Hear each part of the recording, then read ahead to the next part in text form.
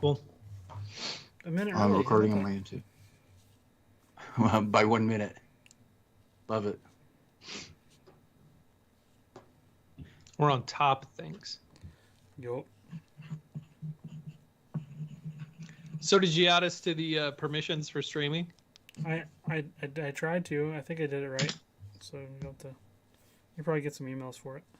Okay. I'll have to be on the lookout for those.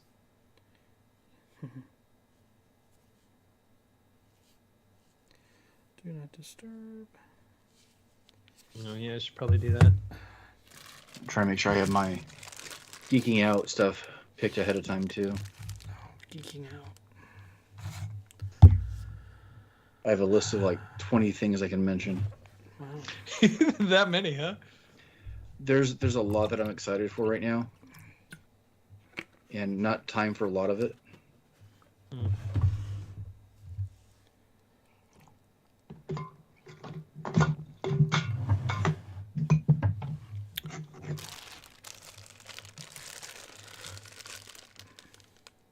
So if you hear, I'm trying not to do this while we're, I guess we're live now. We're not recording yet. I burned my finger cooking this evening, so it got ice. Oh, using those old electrician's kits that you guys are playing with? No, surprisingly, you would think so, but no, this is from cooking pork chops. Oh.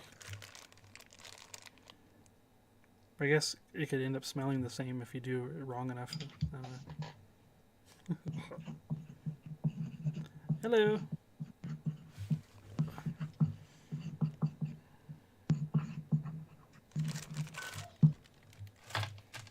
Good evening. Making sure I have all my notes ready, like a good little student.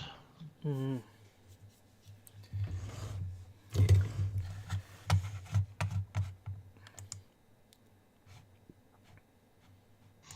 I've been having fun drawing those stupid little mashups I've been posting. Yup. The ones my students are working on are pretty cool too. Yeah. I might post a couple of them. Some really interesting combos. Have you guys seen what's it called Invincible on Amazon? They're really hyper violent. I tried watching an episode and it wasn't for me. Mm-mm. I watched the whole series because my brother wanted me to watch it, and I really don't kind of like it. But the main character, Omni-Man, one of my students did a mashup of him and Goofy. They came out really good. Is Omni-Man the I only know him from Portal. From Joe Portal. J. Jonah Jameson yeah. guy. He's from Spider-Man. Yeah. The voice, yeah. Yeah. Okay. Yeah. I don't know his name, but I know who you're talking about. Yes, J.K. Simmons. Yes. Moon Dust. Yeah. J.K. Simmons. Yeah, he did a great job in that game. I'll be ready in a quick moment. Wes, have you been watching Moon Knight? Yeah. They're saying I look like slow stop motion. And then someone else said, whoa, that was a cluttered desktop. I mean, I do have a cluttered desktop, but it should not have been visible, so I don't know what they're seeing. Yeah. All of us have messes in the background. I don't know. You gotta specify. That's true. Oh, like an actual physical desktop in the back. I thought they were talking about computer desktop. Me too. Or are they talking? Whose are they talking about? I don't know. On my stream, it looks fine, so I'm not sure. My background is pretty messy. Maybe they're saying mine back over there, which is my kid / wife / dumping ground area right now. Hmm. Anyways, what sure were we talking about? I'm sorry. Moon Knight, I think. Moon Knight. We can save it for the show. Oh yeah. Just I was go ahead and just start. curious. I haven't seen this week's episode yet, but it was computer desktop they were talking about. Okay. I don't use the desktop as a desktop. I have so many windows open. Oh, your computer desktop. because your stream cut out and it showed your computer desktop. Oh, it did? And it was, yeah. What's up? Oh, that's okay. I don't really use it as desktop. I always have. What, did you I find have 3 tooth? monitors worth of open windows at any given time, so I never use the desktop for Oh, anything. there's a missing tooth. So it just collects crap. Oh no. Uh-oh. I'm not moving. Is it me? No, you're fine. I think we're We said, good. oh no, because of what you said, something about a tooth. Oh, yeah. My 3-year-old lost a tooth tonight. Hmm. Did you find it? We had not found it. I mean, we had it. We had it. It's going to become a crunchy snack later. She tried to put it back in. It's like, oh no, no. All right, I'm ready to go. And you guys are. Okay. I'm too. You guys set? Yep. All right. Let me double check one quick thing. Looks like we're going. Okay. What's up, Internet? You're listening to the Making Geeks podcast for makers, families, and geeks. So, guys, it feels like it's been a long time since the three of us have been here talking together. I think it's been 2-3 weeks, maybe. We took last week off, Yep. just in case. Hopefully, you've all noticed that we didn't have a show last week, because that kind of shows you're kind of paying attention, following along. But I think everyone else is taking a week off or 2 as well, so that's fine. yeah, we kind of needed it wasn't quite a mental health break, but just a little bit of a extra breathing room for some responsibilities and projects that I think we were all probably needing and wanting to do, or family, or whatever else takes up our time right now. Yeah, I was on vacation. We were on a spring break trip in the mountains of North Carolina with it. Okay, so Airbnbs, if you managers of Airbnbs out there, if you list your place for having Wi-Fi, just because it technically has Wi-Fi, like a router that will issue IP addresses to computers, it doesn't mean you have high-speed internet. Okay? This is not mutually exclusive. It was slow. Like I'm 1 like, megabyte a second. if you're lucky. It was like early DSL days. I mean, it was bad. Probably more like ISDN. Yeah. So I reactivated, or that's not the right word. It's not the right word. I started playing Kerbal Space Program again. So there goes all my free time. Because I didn't have internet and I had my laptop and it was already installed. Don't need internet connection for that. And we were up there just relaxing. It was on the top of a mountain, basically in North Carolina, and with another family that we're good friends with, and their daughter. And so there's like hot tub, and then everybody brought their like ideal thing to relax to do, and I brought my computer, and so we're like we couldn't give each other heck for doing the thing that each individual person wanted to do, which was their thing to relax. So I'm like, cool, I'm just gonna play Kerbal Space Program all the flipping time. And that's what I did. Well, I can picture Wes sitting in the hot tub, Yeah, turned kind of like to the back on his laptop, practically. playing Kerbal. Yeah, I mean, I'm not faulting you for that, because I would do the exact same thing. it was amazing. Yeah. It was super fun. I usually drop that game for a while, then pick it up again and remember how much I loved it. And I actually got a friend of the show hooked on it too. So Jordan, one of our top patrons, he mentioned an interest in it, and so I had another copy of it, another key. So I sent it to him, and so he's actually been streaming it through Steam and on Discord, and I've been like coaching him. So it's kind of fun to like watch over his shoulder basically, and watch him crash rockets into unsuspecting people and into the moon and lose them in space and all these things. So it's quite fun, and it actually feels like you're learning something while you're playing it. So you're learning about like orbital, like dynamics and stuff like that. Things I never thought I would have even a remote interest in. It's a lot of fun. It is a brain teasing conundrum at times, because you're like, oh, I need more thrust, so I need more gas, or like more fuel. If I need more fuel, my things need to be bigger, Right. to hold more fuel. But if they're bigger, that's more weight, so I need more fuel. to push more weight. So I need a bigger like. Yes, it's like a chicken and an So egg. Donovan, you played it too? Yeah, yeah. I just got a copy of it. Yeah. It's stupid fun. I cannot wait for the second one. So they released a teaser trailer. They have like these dev diaries they've been doing. I think this is like the 5th or 6th one, and they talk about like interstellar, like travel for KSP2, which sounds nuts. And they're supposed to include multiplayer whenever they finally release the thing, which will probably be another 2 years still. It's been delayed multiple times. But if they actually pull off what they're trying, it's going to be nuts. They have one guy who's like one of their advisors. Apparently, he wrote some sort of compendium of like every possible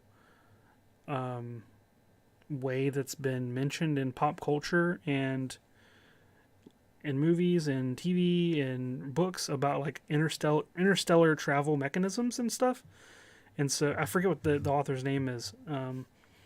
But they had like lots of like Skype and calls with him and stuff just to kind of put some fantastical things in the game, and also they have like physics professors and things that they're actually like validating the see if it's like realistic in one way, but also futuristic and kind of fantastical in another way. So they're trying to find that balance between them. And apparently you can like point to a star, like when you're just like at your home planet, just a star in the sky, and like I want to go to that star, and apparently you can just go there, and it takes like a really long time. So they're sort of trying to demonstrate in the game how big the universe is, which is pretty crazy. So I highly recommend, if you have any interest in space stuff, to check out the KSP Kerbal Space Program 2 Dev Diaries. They're pretty fun. What you guys been up to? Always reminds me of Star Citizen. Yeah, the vaporware game that never ended up coming out. It's out. I mean, it's Is still it, in though? beta. Is It's it been out? in beta for If it's in beta, it's not out. 10 years. But like when it Feature first creep. got out of alpha and came into beta, I bought into it but you have to buy into it, which is like $100 to support the development of the game, because I was so excited and so impressed by what they said the game was going to be. And then after you buy into it, you have to buy a ship Ugh. to be able to fly in the game, and the ships are anywhere from like $100 to $10,000. Yeah, people have spent a lot of money on this thing. Yeah, I got the cheapest one, which was like another $150. So there's like $250 that I invested in this game that to this day I have still not been able to play. Yeah. Mm-hmm. So when space games are always like, oh, the next one's gonna be awesome, I'm like, is it really? Well, at Is least it they really? have something to base it on. No, that is true. Kerbal Yeah. has a much better track record than Star Citizen, but it always reminds me. Kerbal always reminds me of Star Citizen. Like, oh, this is so cool. Oh, Star Citizen was just such a disappointment. Right. They're supposed to have like the VR cockpit stuff and all these other things, right? Yeah. Mm. So should we go to Donovan? Oh, I was gonna hand it off to Donovan first. Oh, sure. So it hasn't been talked about on the podcast, but I got a message from Aaron Dietzen, who many people know as like the real Aaron on Instagram. He works for SketchUp in their video department. So if you know anything about SketchUp or have seen any lives or education or tutorials or anything like that, more than likely you've seen Aaron, because he's been the face behind SketchUp's digital content for the last 20 years or so. And so I got a message from him saying that they were looking for a video editor and wondering if I would be interested in applying. And so I applied and got the job. Congrats. And I work for SketchUp now. That's super cool. So are you an official employee of SketchUp, or are you just a contractor? No, I'm an employee. I'm salaried full-time employee. Dang. So I'm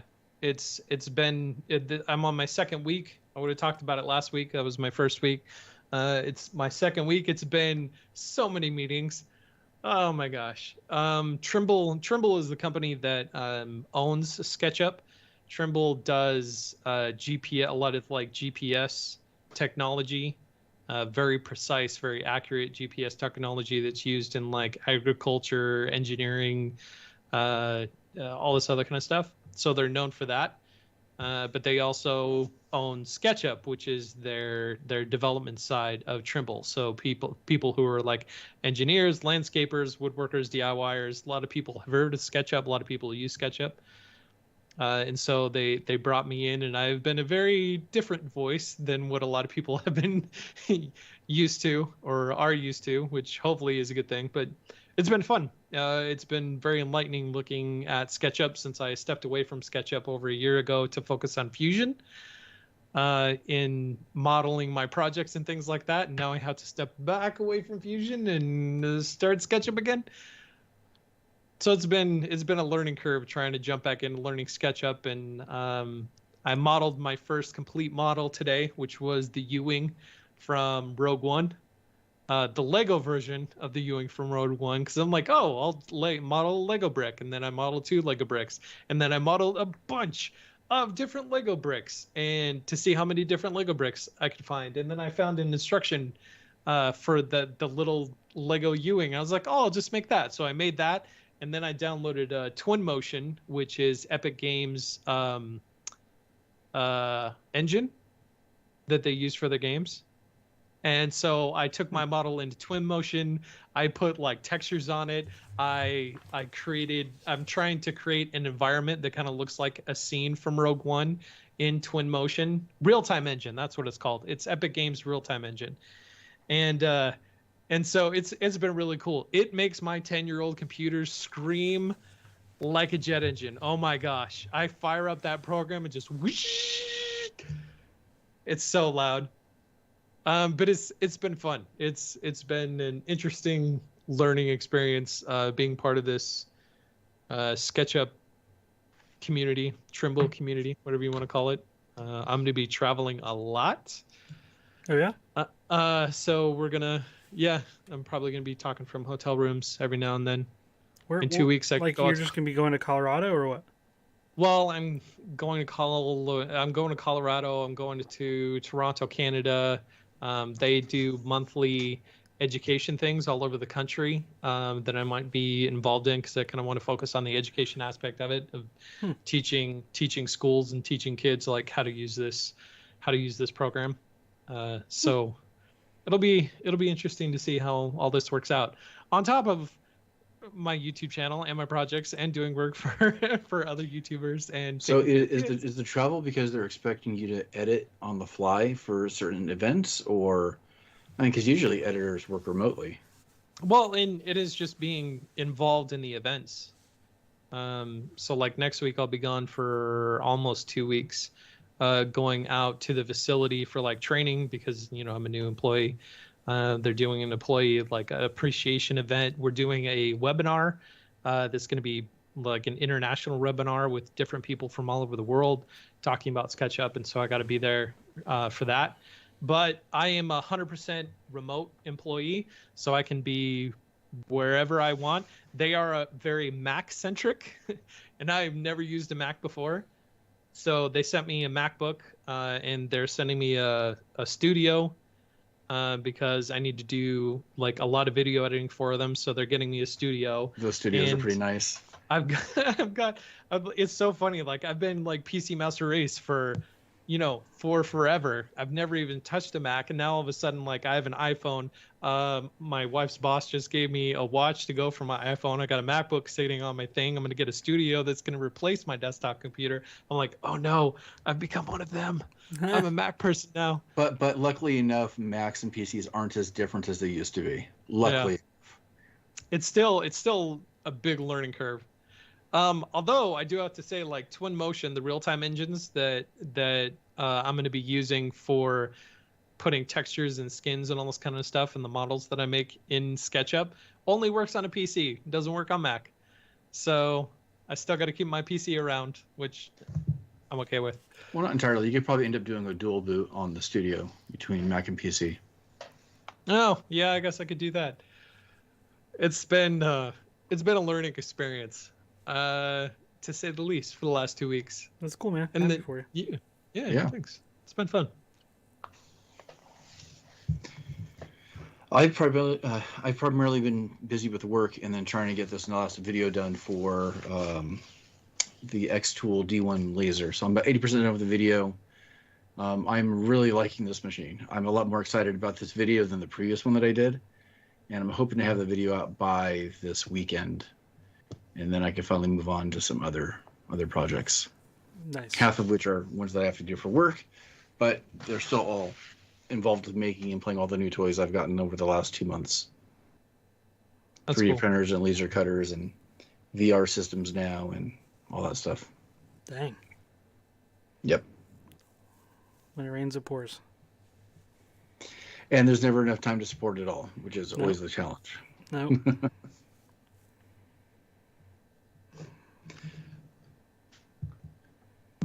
So, just so everybody knows in the audience, that silence is because we haven't really decided on a topic. And we had talked about just kind of like doing what we call a potpourri episode, where we just talk about a little bit of everything. And we never even decided on a starting point. So that's a Well, little I bit didn't of know the if reason you for were the done silence. talking, and I didn't want to talk over you. right, So. exactly. No. Is it? That's cool that you're working on projects. I am trying to finish my secret project, doing a roof. It's a lot harder than I thought it was going to be, and so it's taking more time than I thought it was going to. But it's almost done. I'm so excited to get that sent out, and to work on something new. So that's cool. Have you guys seen Moon Knight? You want to talk about Moon Knight? Is it a good time to talk about Moon Knight? We can. Yeah, I've seen the can start recent there. episode. Yeah, Yeah. I have not seen the recent episode though. we can speak in generalities. Yeah, I mean that way we don't have to do like Yeah. a full spoiler thing either. Especially since the series isn't done. Right. I think once the series is done, we should do like a full comprehensive thing, but because it's very different than anything I've seen from any show. I mean, in a lot of ways, it doesn't even have to have Marvel attached. Yeah, it does feel standalone in that way. I think they might connect it at the end, but it seems very singular at the moment, at least from what I've seen. I don't know about the current episode though. It's the thing about spoilers for this show is that you could spoil it and it wouldn't make sense. Like we could talk about spoilers, but they That's would true. not make sense outside of the context of the show at all. Yeah, it's a little got some zaniness to it for sure. Mm-hmm. What are your impressions? I want to know, just like general. We're 4 episodes into it of 8 5. episodes. 5. Okay, we're 5 episodes Out of into it 6. of 8 episodes of 6. I think so. Yep. It's a short series. Really? Episode 6 is supposed to be a long one though. Yeah. Okay. So So what do you guys think? I like the first episode more than I like the rest of the series so far. Myself, I think so like the first episode, they kind of let the audience share in the confusion and the bewilderment and the surprise that the main character is going through, and so like I think it does a really good job of kind of bringing the audience along for the ride, and like when he like wakes up in certain circumstances and things, and I really liked that, and it felt like with the way the episode ended with, you know, the superhero kind of posed to the camera or whatever, looked to the camera, walked to the camera, like it felt like an actual like full episode.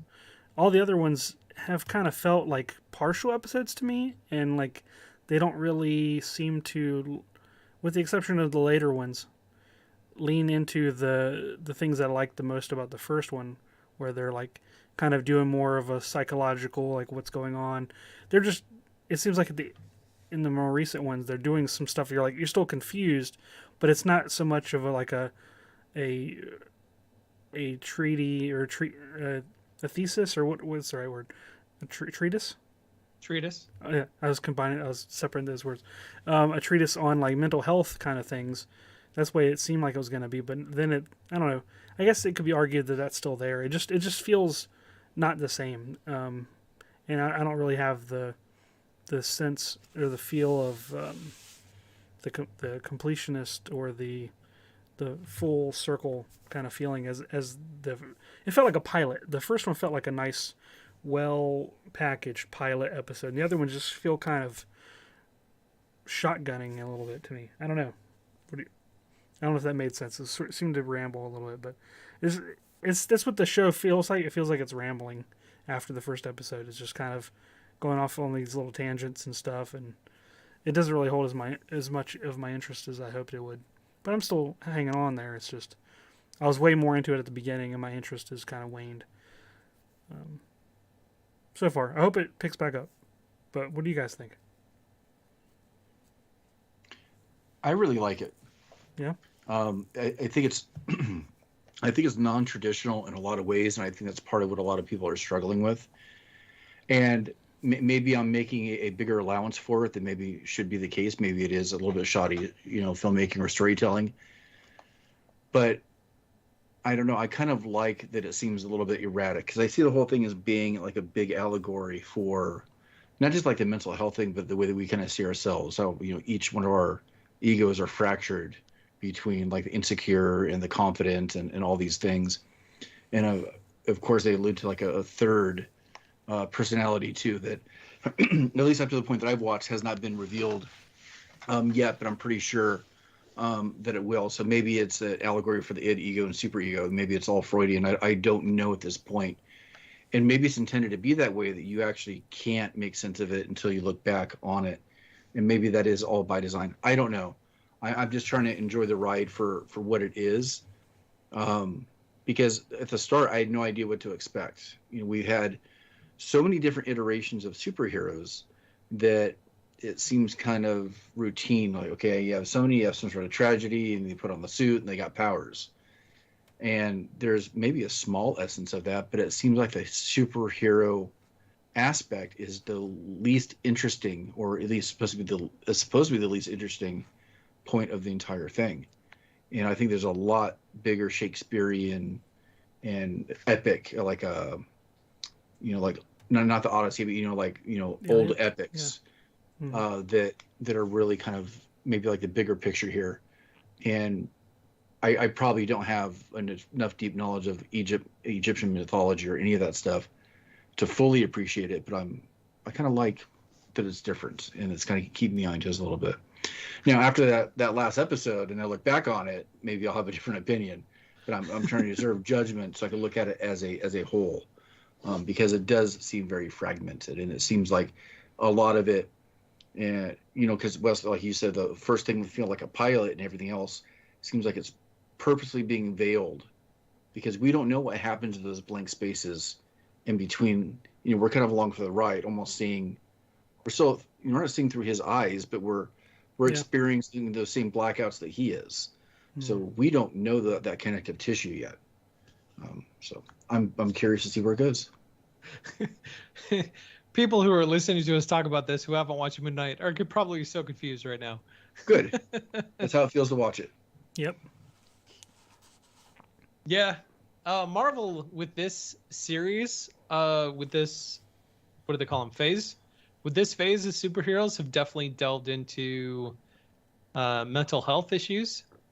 That seems to be like the recurring issue of all new post-Endgame superheroes, whether it's like PTSD, whether it's loss and trauma, whether it's now we're doing schizophrenia, because the main character in Moon Knight has schizophrenia, and so multiple personality disorder.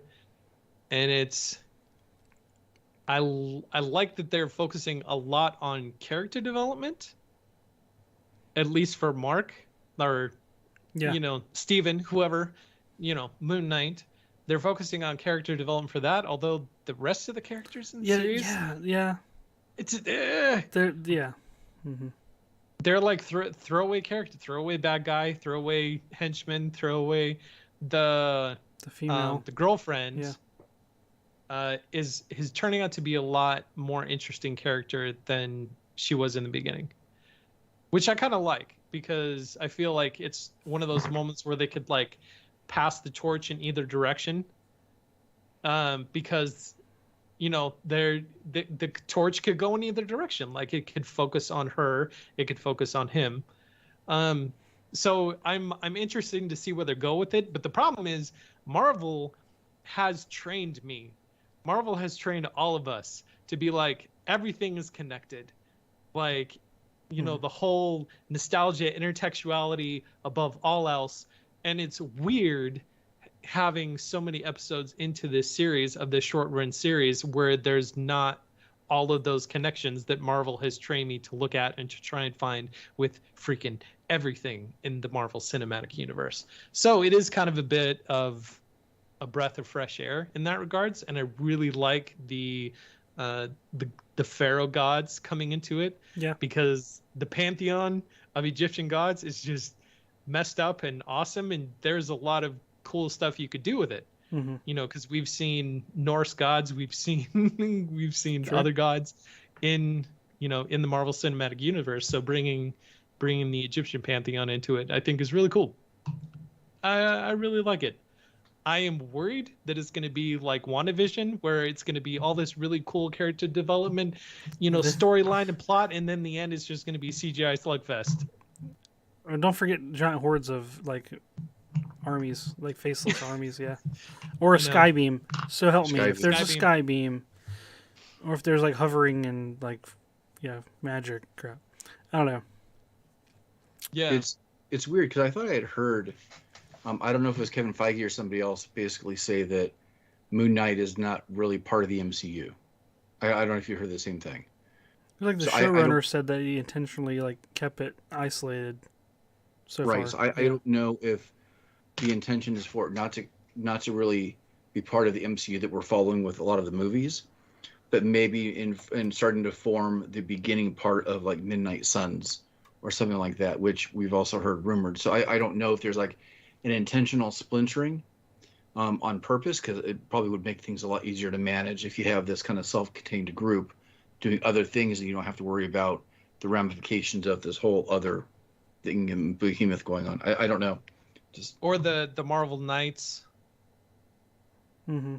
Did you? Yeah. I mean, I think MatPat put out a video talking about the Marvel Knights and how he predicts. I mean, it's all theories and predictions, but he predicts that Marvel is splitting into like adult Marvel and like not kid Marvel, obviously, because like they're not for kids, but adult, I mean like general audience Marvel and like adult Marvel, because you've got like Marvel and now Fox characters in here that Old Man Logan like is now part of the MCU, like the X-Men are part of the MCU, Deadpool is now part of the MCU, like all of these properties. Don't forget that Daredevil, Luke Cage, Jessica Jones, and Iron Fist are now on Disney Plus. Mm-hmm. So that's a whole another section, and that supposedly wasn't censored either.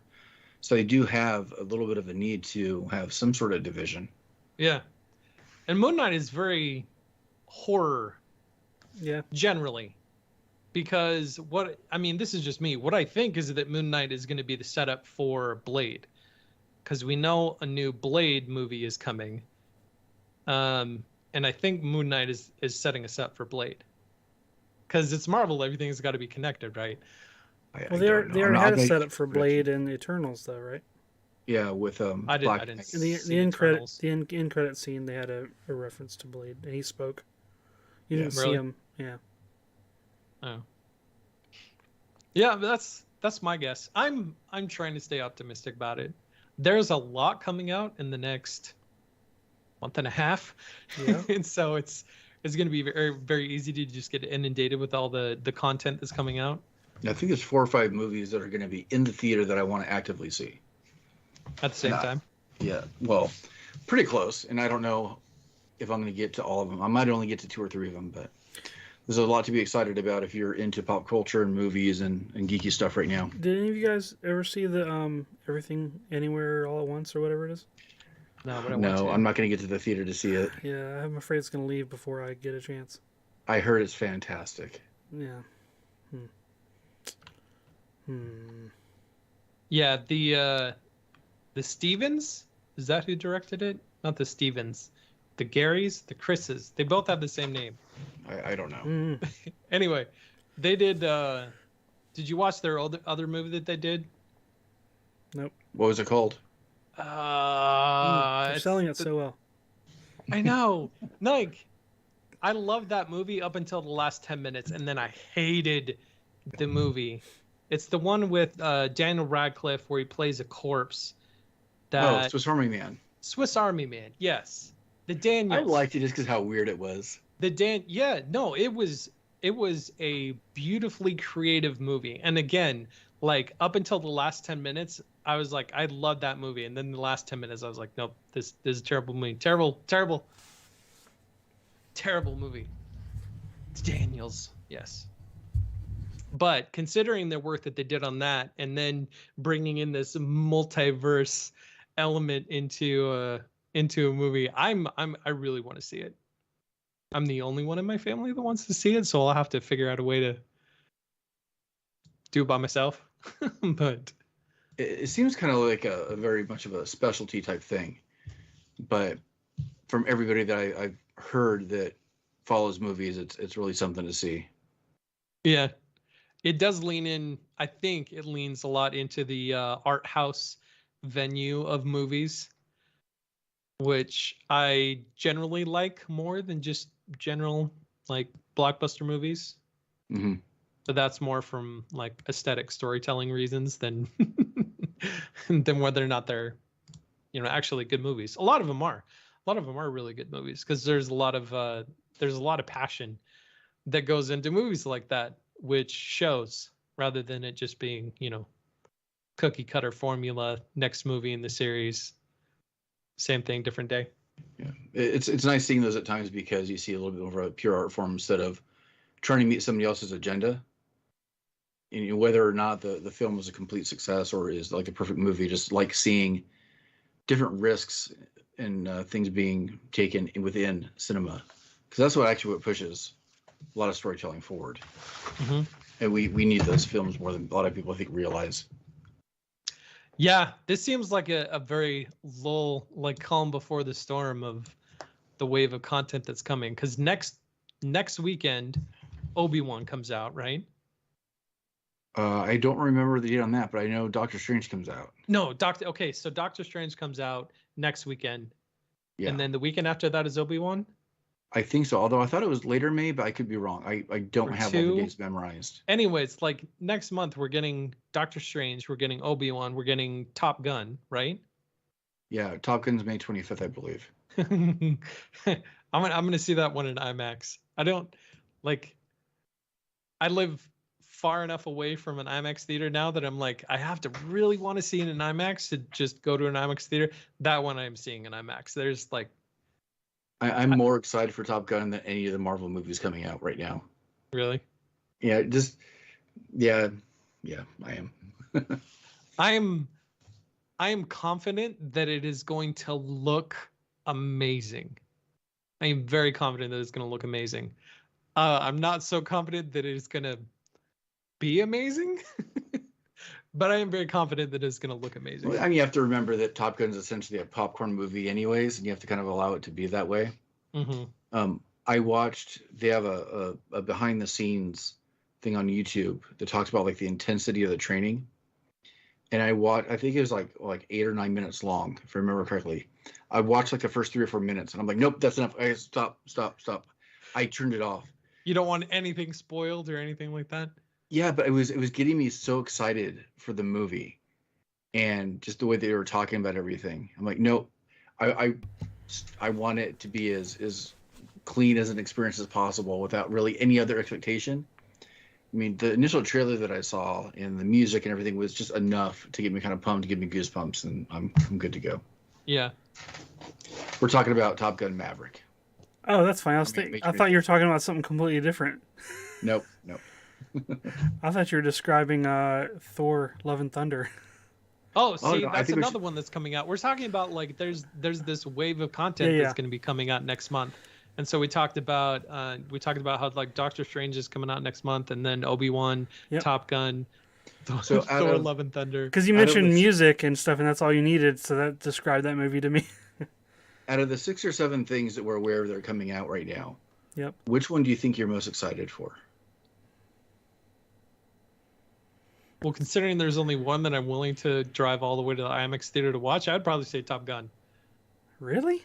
I'm super excited for that one. Yeah, like I love airplanes and flying and stuff like that. I remember being a kid and going to the Air Force Academy in Colorado because I'm like, I want to be a pilot. This is gonna be so cool. Then I found out that since I had not great eyesight, that was not an option for me because like they didn't. It was before they approved LASIK for pilots and stuff like that. I'm like, well, that dream is dead. But I still love that stuff. And so yeah, I'm probably most excited for Top Gun. I'm burnt out on Marvel, and so like Doctor Strange and like all this other kind of stuff, I'll watch it. It's fun. I'll probably enjoy it. I'm just not excited for it. If that makes sense. What about you, Wes? Since Top Gun is obviously I kind of lived a little Top Gun for a while, so maybe I'm understandable. You're jaded. It's probably hard to watch those movies without seeing the there's so much crap that's not right in Top Gun. It's just like, why are you doing this? No. Like even the patches he wore were like completely wrong. Like they were like not even for fighter squadrons. They were for E2C Hawkeye squadrons, which are like the opposite of a fighter. It's like there's no weapons on it. It's just, anyways, I can go into detail on that watch, which I won't. It makes me wonder though, are they going to have like recruiters outside the movie theaters? Oh, I'm sure. This time? I'm sure. I don't think it's going to be as big as the first one. They want it to be, but... Oh, I think it will. I think there's a lot of people waiting for it. Too big to fail? I wouldn't say that, but... Yeah. So what are you excited for? Either... It's a toss-up either between Kenobi, because I really want to see what Hayden Christensen will bring to Vader. So we never really have seen him much as Vader. And apparently, Ewan McGregor said that like when he walked on set and did the first stuff with him in the suit, he was like actually terrified. He claimed that he sort of like went back to his like childhood like perception of Darth Vader, when he first saw it, and he sort of like froze for a little bit. That's what the reading stuff that That's what I've been reading up about, like his reaction to it. That's kind of inspiring. And plus, I want to see him show up as Anakin in like the Ahsoka series and stuff. But as far as the Marvel movies, I'm excited for the Thor movie because I actually like a lot of Natalie Portman's stuff, and I liked her character. I'm interested to see what they do with her. Did Taika Waititi direct? Yes. Love and Thunder? Yes. Okay. Yeah, Matt Pat just did a video about the trailer. It might have spoiled something, which I didn't realize, but that's okay. One of my favorite movies is Garden State, which she's in, and Zach Braff, and it's a good movie. It's really funny, yeah. So yeah, I just like what's that face for? Don? Wait, where did Garden State? How did you get from? Natalie Portman was in Garden State. Oh, okay, gotcha. Yes, I got you, Wes. Did I not say that? Sorry, you did. I'm sorry. Yeah, I like a lot of Natalie Portman movies, including what's the other one? Black Swan. V for Vendetta. No, I like that one a lot. That was a good one too. So yeah, I'm just excited to see what they do. The trailer I thought was pretty cool. Very, very different. Yeah. I didn't really like Thor Ragnarok that much when I first saw it. I thought it was like trying too hard to throw jokes in where I didn't want jokes. But I've grown to like that version of Thor. I actually like the first Thor movie was my favorite out of the initial first Avengers. I actually like that one the most, which I know is an outlier. And the second one, I like parts of it, even though it's widely considered like one of the worst ones. But I like parts here and there. I thought like the first Portal one was going to be more Shakespearean, though, if I remember correctly. Yeah, Mm-hmm. Like Very Kenneth Branagh. They did some creative stuff with the second one that they sort of rehashed a little bit later on. Like they did like a lot of stuff with the portals, like if I remember correctly, a little, like fighting through portals. And then they kind of did that again with Doctor Strange later on, which I thought they kind of tread the same ground again, but where he's like opening different portals and cutting characters' limbs off through the portals with the sling ring stuff. But yeah, I'm interested in those. Cool. It's gonna be a busy summer. Yes. A lot of time in the theater. I'm okay with Possibly. that. I feel like I'm overdue for that, and I'm okay. To remember what I just saw in the theater not too long ago, which is really bad. I can't remember. You got the Jurassic World one, which I'm not really that excited about. I don't care about Dominion. The one that the previous one was so laughably horrible that I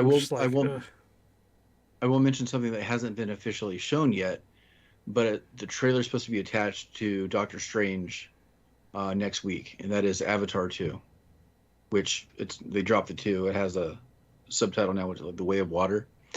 Now, I saw the look on both of your faces, and I understand, and I'm excited about it, not because I'm a huge fan of Avatar, but I'm a huge fan of the technology and what James Cameron brings to the filmmaking and trying to do something that's different. Because, you guys watch the first Avatar? Yes. Oh, yeah. I've seen it once. Okay.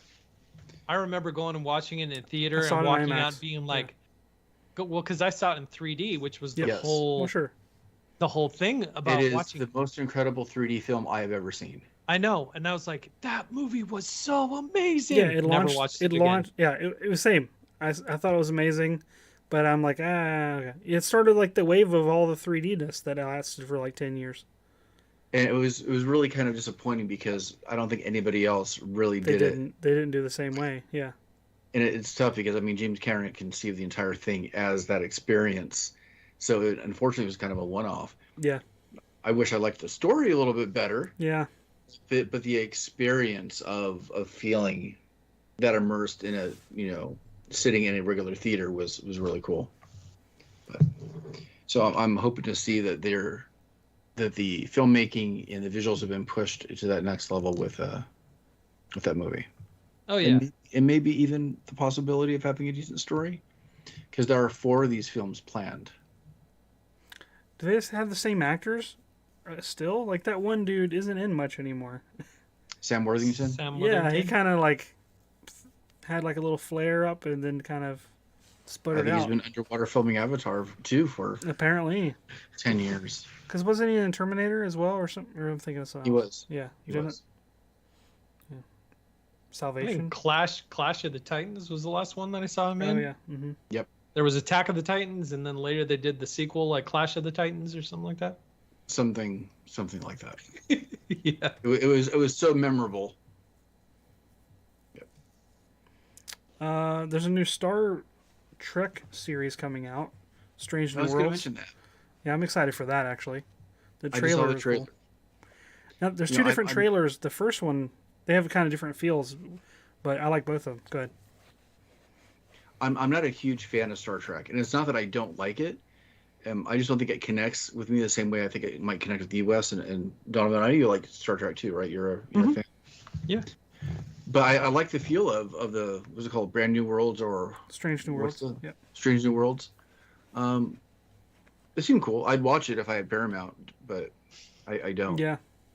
Is it, for some reason, for whatever reason, it doesn't connect with me the same way. I have an appreciation for it. I don't not like it. It doesn't do the same thing for me. Not Yeah. really sure why.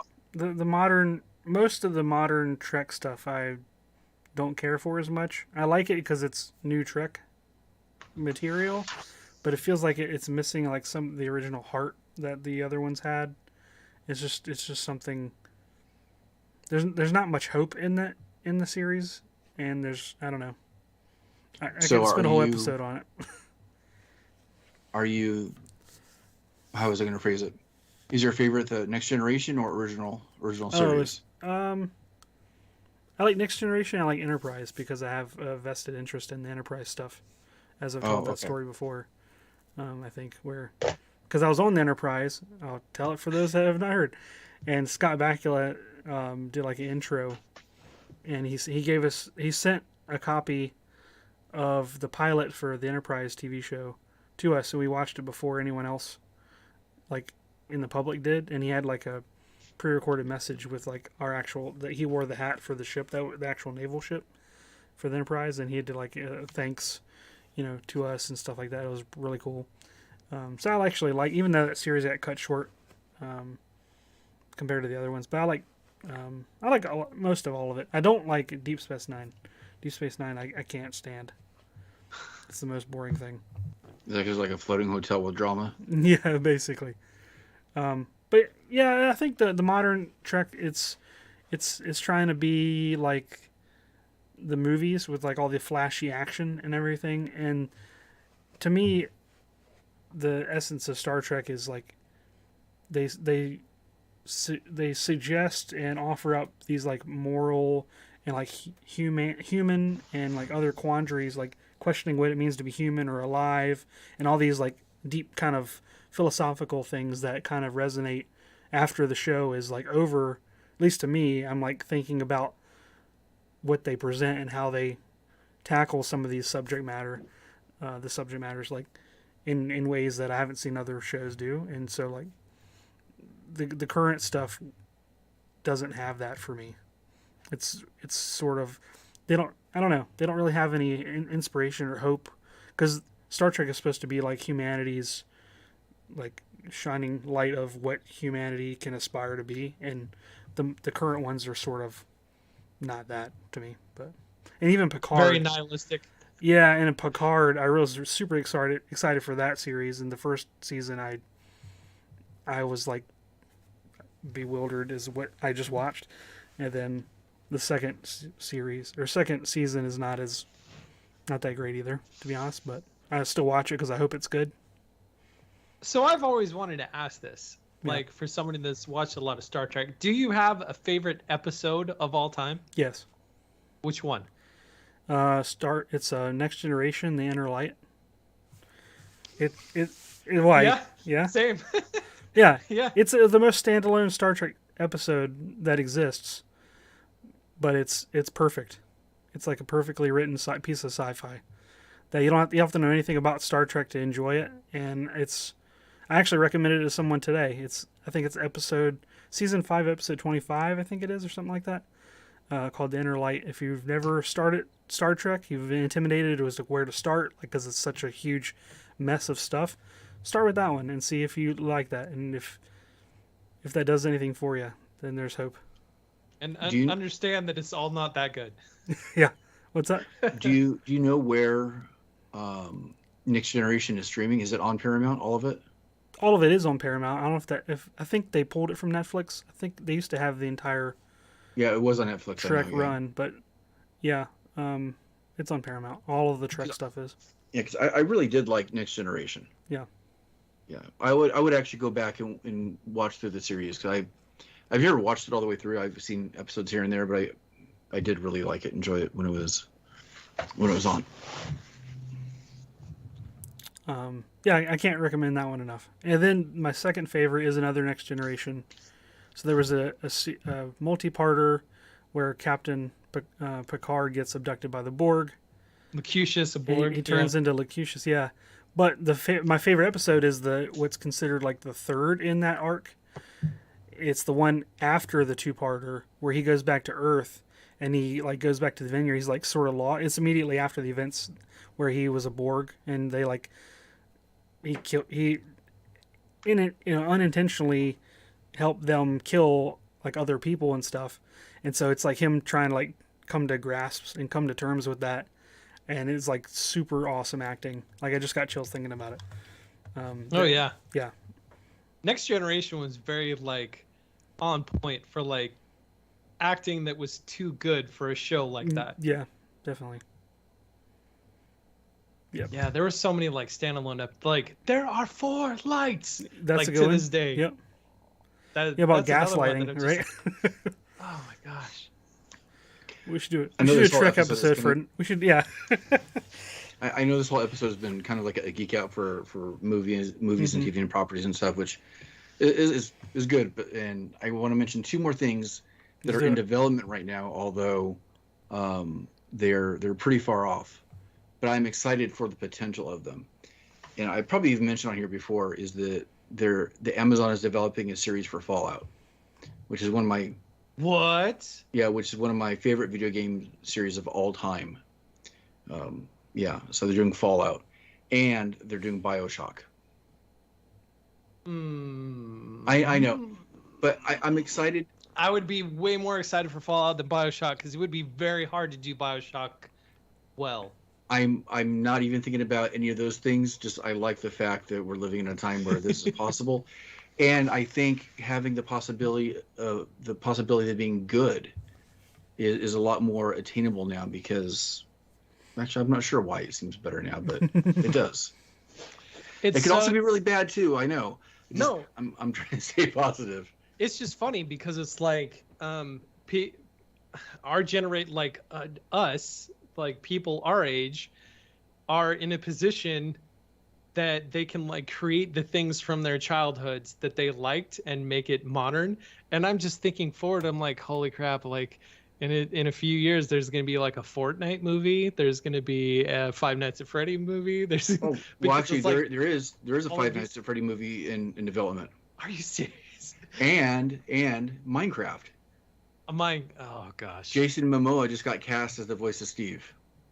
Really? Animated? Please say animated. I have no idea. We don't have any info on how. And then you have the Super Mario Brothers movie. So yeah. Chris Pratt. With they Mario. got delayed. Well, I also saw the new trailer for Chip and Dale. Yeah. I saw it too. That could go either way. Yeah. But it looks like okay. Well, we don't want to do Roger Rabbit again, so let's do it this way. Yeah, I like how it's there's so many. Itself. I'm potentially okay so with it. Much. Yeah. There's gonna be a bajillion Easter eggs for like every Disney property, like crammed into one movie. Yeah. Peter Pan is the bad guy? Like what? Yeah, it's very synergistic. Oh gosh, synergistic. Yes. Mm-hmm.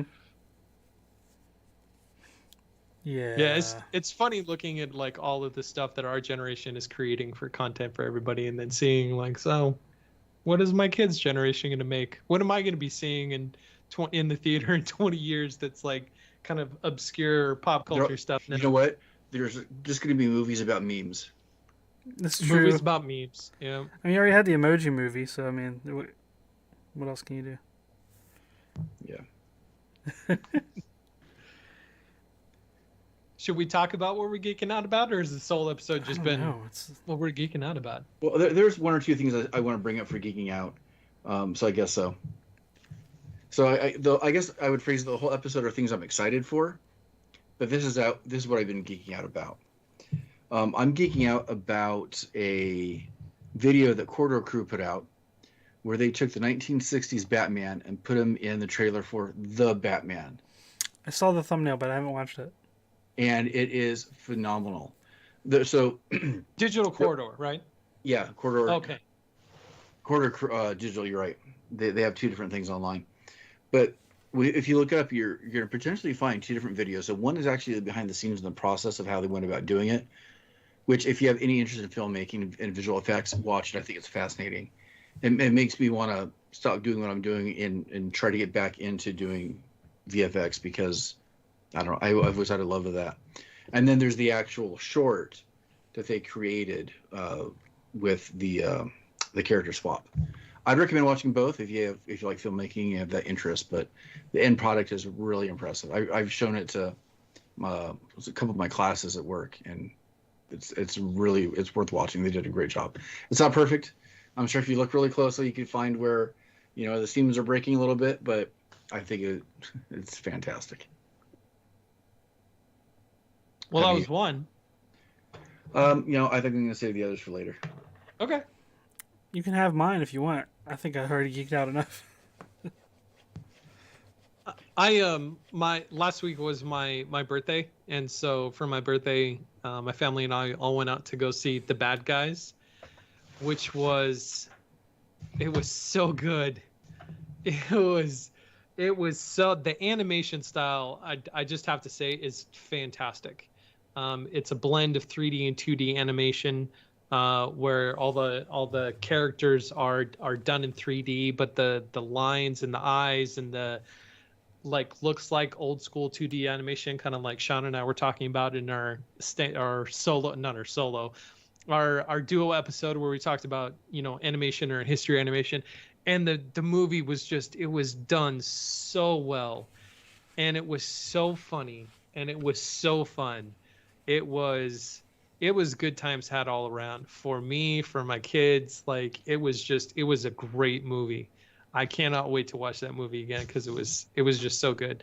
It is worth seeing in the theater. It's that good, and it's better seen with a lot of people. There was quite a few families in the theater with us that night, and oh my gosh, everybody was just busting up laughing. It was great. It's been a long time since I've had that much fun in a movie theater. Wow. So I highly recommend everybody go see Bad Guys, or The Bad Guys, I think is the official title for it. I'll have to check Very that cool. out. Yep. You know what else you should check out? Our Patreon page. That's We're correct. getting better with these transitions. I think better is kind of a sliding scale, but I'll accept it. Okay, not as good. We're still practicing. Well, I kind of like, Yeah, handed it you teed it off. off. Yeah. Yeah, we'd definitely have to thank them, our patrons over at patreon.com/makegeeks, for helping us keep the show on the air for as long as they have, which has been quite a while. We're over 250 Coming up. episodes. Coming up on 5 years next month, or in 2 months. Ugh. Wow. I know. That was quite the reaction. Ugh. half a decade of making geeks. Jesus. Okay, we got to do something. All right. Thanks a lot for our top patrons, Jordan, Square Splinter, Clinton. You guys are awesome. Thank each and every one of you so much. So I have a question for everybody, and you can answer us individually if you want to. What is the last movie that you guys saw in the movie theater? With restrictions coming down and people getting out and like doing things more now, I'm wondering, it's like, what is the last movie you saw in the movie theater?